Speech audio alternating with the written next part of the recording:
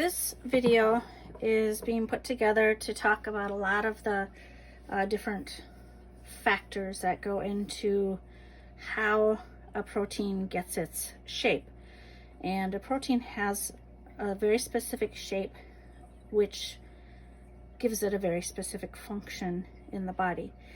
So a protein is a chain of amino acids, and the amino acids all have an amino group. They have a carboxylic acid group, and they get linked together with a peptide bond. Each amino acid is different, and there are 20 of them because they have different side chains. So this model shows us the different side chains of the amino acids. Now you'll notice that the little bands on here have different colors. The amino acids can be categorized into 4 different categories. They can be acidic, which are represented by the red bands on here. They can be basic, which are represented by the blue bands on here. They can be hydrophobic, nonpolar, which is very much like hydrocarbons. Nonpolar, will not dissolve in water. So these are the yellow ones, and they're very hydrophobic, water-fearing. And these are uncharged polar molecules, the white ones, which are also very hydrophilic. The acidic ones and the basic ones are also hydrophilic. So the only group that is water-fearing is the non-polar hydrophobic molecules. So the very first, the end of a protein, the very first amino acid that gets made in the protein is made at what is called the N-terminus. And in this model, the blue represents the N-terminus. And very frequently, the first amino acid that is made in a protein is methionine, which is represented right here. It is at the N-terminus. At the end of the amino acid chain is what's called the C-terminus, and I'll be talking about that in class as well. So this is what is considered primary structure. Primary structure is just the sequence of amino acids. It's just the very specific order of the amino acids. Now, as a protein gets made, it starts coming out of a ribosome. So let's just say it's like coming at you. So it starts being made, an amino acid is attached to another one, which is attached to another one, and the sequence keeps getting longer and longer and longer. And what happens is it immediately starts to fold. And there are factors that go into play with how a protein folds. So the primary structure is the amino acid sequence. Some secondary structures start to form, and I'll demonstrate that with this protein backbone that does not show the side chains. One of the secondary structures that can form, and these are held together by hydrogen bonds, is called a beta pleated sheet, and it takes on a look like that. Another one that can form is called an alpha helix, and it's very helical.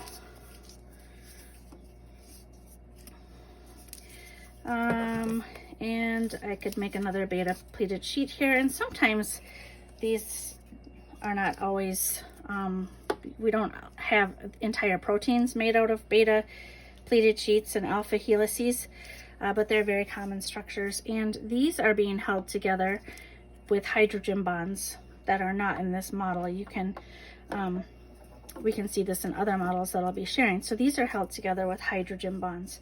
Hydrogen bonding is what is the biggest factor at determining or holding together beta pleated sheets and alpha helices. So That is called the secondary structure. Now after we have the secondary structure, what happens is this starts to bend and fold into a tertiary structure that maybe ends up like this, and maybe this is the final protein. That tertiary structure is controlled by a set of rules. And I'll set that off to the side for now. I have the rules right here. Our hydrophobic or nonpolar side chains are going to bury themselves deep in the center. They don't like water. These proteins are traveling in your body in aqueous bodily solutions, which are water-based. So it's very natural for them to be buried deep inside. They're getting as far away from the water as they can. When we have acidic and basic side chains, they will often come together to form what are called salt bridges. So an acid and a base, this is not working well for me now. An acidic amino acid and a basic amino acid will come together to form a salt bridge. Hydrophilic side chains, which are the white ones on here, and the acids and the bases, but the uncharged hydrophilic polar molecules will be oriented towards the outer surfaces. So those will be pointing outwards because they're water loving. And then the amino acid cysteine has sulfur in it. If you have cysteines in an amino acid sequence, they can come together to form what's called a cysteine disulfide bridge. So in this model, the cysteine is represented by the green, and it's so that we could show cysteine disulfide bridges. And then the final guiding thing here is hydrogen bonding is pervasive between the polar groups in the whole structure. So hydrogen bonding plays a very big role in those secondary structures, those beta pleated sheets, and those alpha helices. When after those form, then it's very much these side chains that determine what the overall conformation or the overall structure. It's called the tertiary structure. It is due to interactions between the side chains.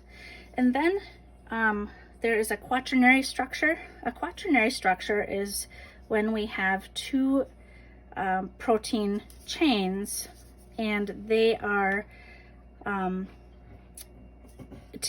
together in a complex and held together with intermolecular forces. So I'm just going to show a folding sequence here. And I'll get rid of my props. So this is going to be pretty challenging, and I may have to end up fast forwarding it through it. So I'm just going to start by putting some, first of all, the primary structure is the sequence of amino acids. What holds that together is peptide bonds. It's the bond between a carboxylic acid end of an amino acid and the amino end of another amino acid. They come together in a condensation reaction, and water is a byproduct. So the amino acids are held together by peptide bonds to make the protein chain. I'm making an alpha or a beta pleated sheet here, and this is secondary structure. I will make an alpha helix,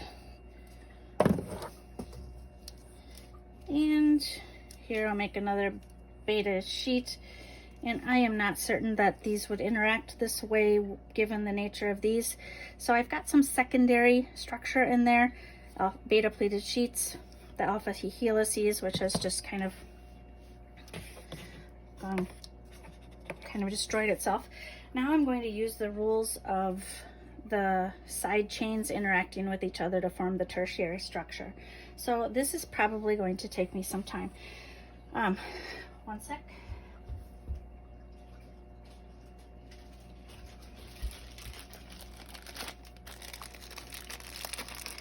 So I'm going to start this by bringing together the cysteine. I'm going to start at the bottom, near the bottom, the cysteine. Cysteine's coming together to form a disulfide bridge, and I'm just going to bring them like this. Now, when a protein is doing its folding, there isn't a whole lot of monkeying around like this. The forces between amino acid chains govern it, and a specific protein will fold correctly and specifically the same way every single time, unless there's a mutation. So I have my disulfide bridge here.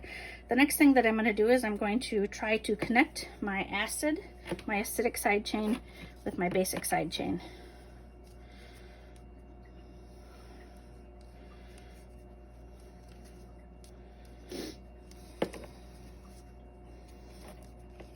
And I'm going to try to anchor these. Those are some pretty strong intermolecular forces, and you will often also see these, because they are hydrophilic, you'll see them oriented towards the outside.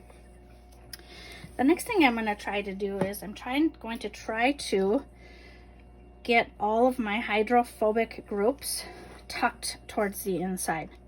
This is definitely going to be a challenge, and my hydrophilic groups, the white ones, tucked to the outside. So I'll tuck that one in. These will get tucked to the outside. We'll tuck that in.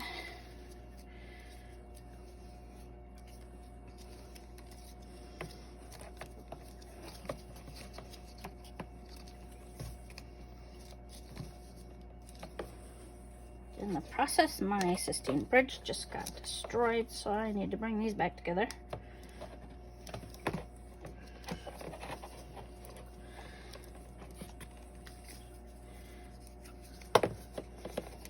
Hydrophilic to the outside, hydrophobic pointed toward the inside.